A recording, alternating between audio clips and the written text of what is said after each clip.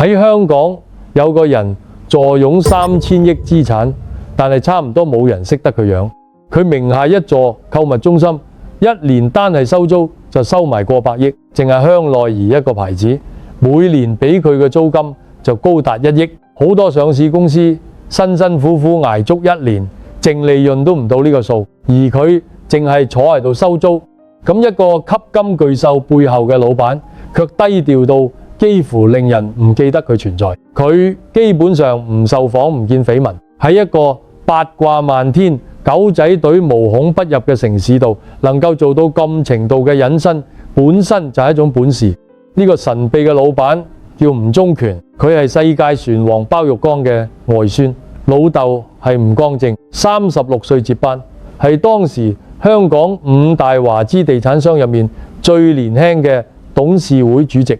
要講清楚吳宗權今日嘅位置，要由佢外公包玉剛講起。呢個家族4代人160幾年嘅故事，本身就係半部近代華人商業史。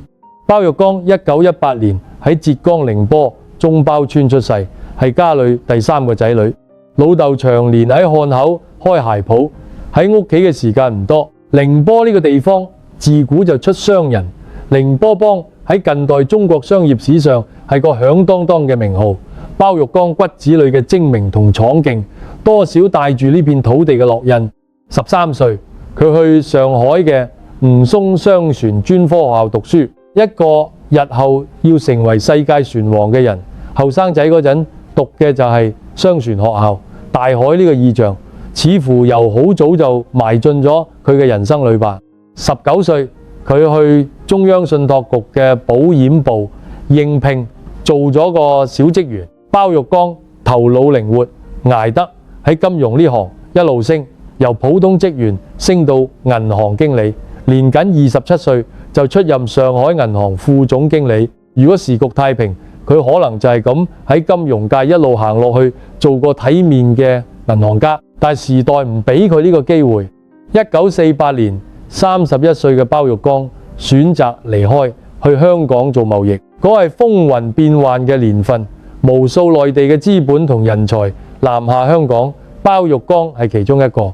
真正改變佢命運嘅決定發生喺1955年。嗰年37歲嘅包玉剛決定入行航運，佢東拼西湊咗70幾萬，買低一艘已經用咗20幾年嘅舊燃煤貨輪，取名金安號，正式踏入航運業。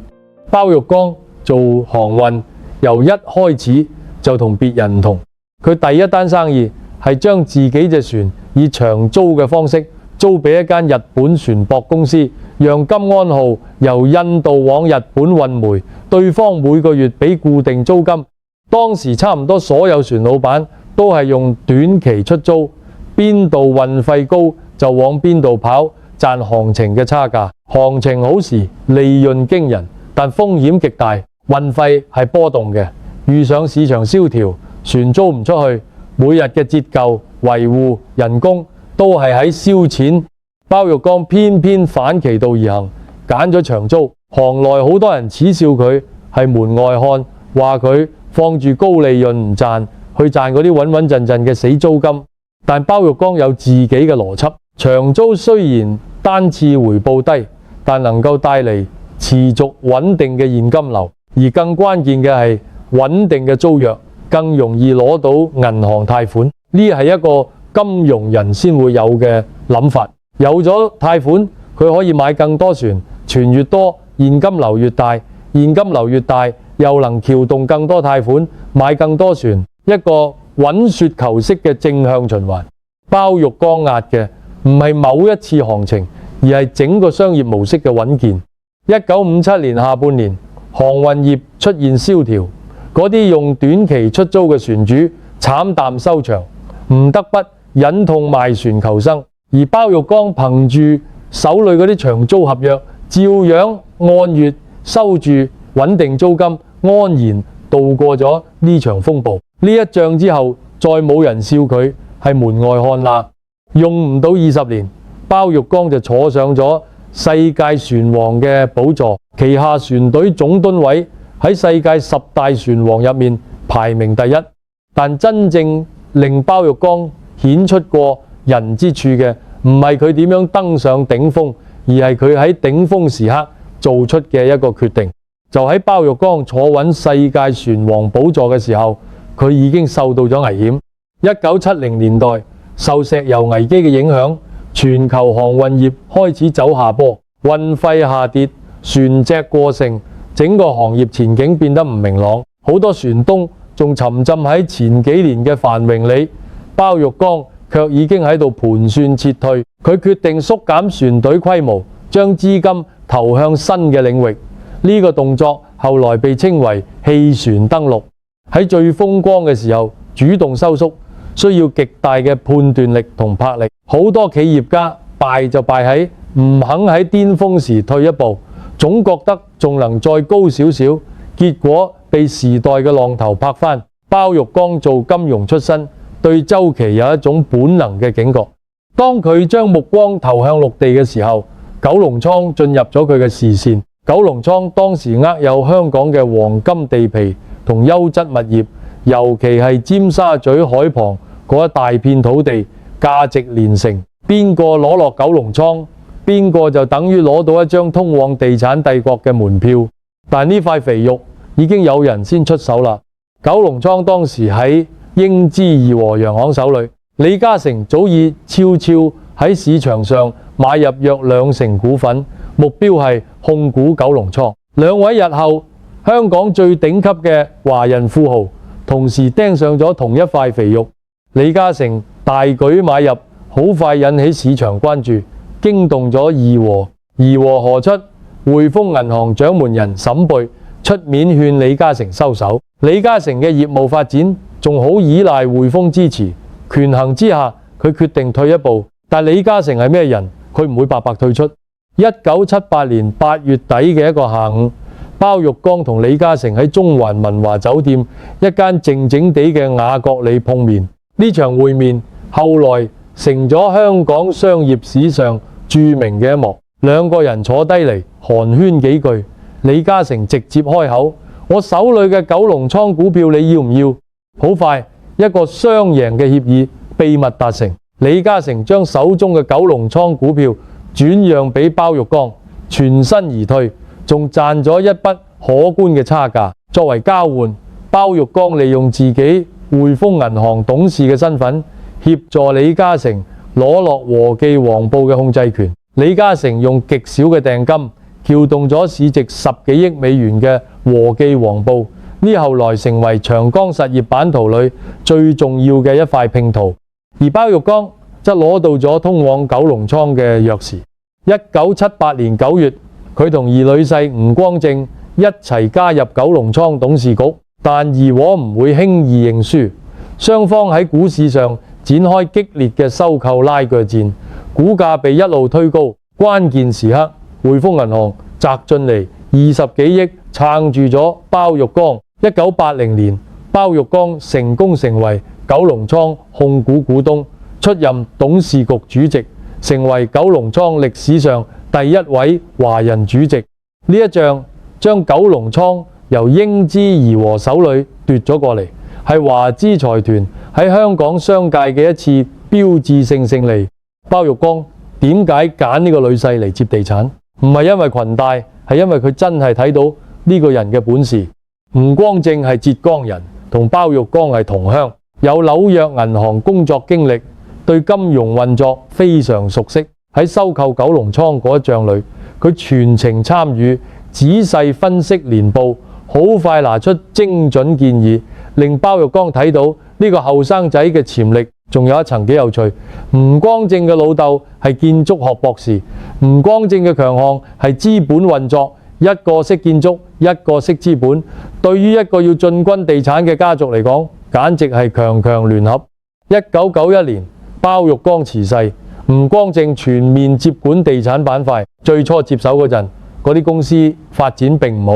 九龍倉旗下有大量傳統資產，碼頭、電車廠之類，佔住香港最值錢嘅地皮，卻產出有限。吳光正做咗一件當時睇嚟幾大膽嘅事，將呢啲碼頭、電車廠通通拆掉，喺呢啲黃金地塊上興建現代化嘅大型商場、海港城、時代廣場，就係咁建起嚟嘅。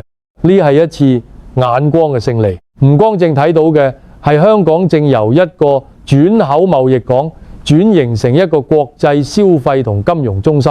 碼頭會過時，但係坐落喺維多利亞港邊，坐落喺銅鑼灣核心嘅購物中心唔會。佢將祖輩留低嘅土地價值，用一種全新嘅方式重新激活咗。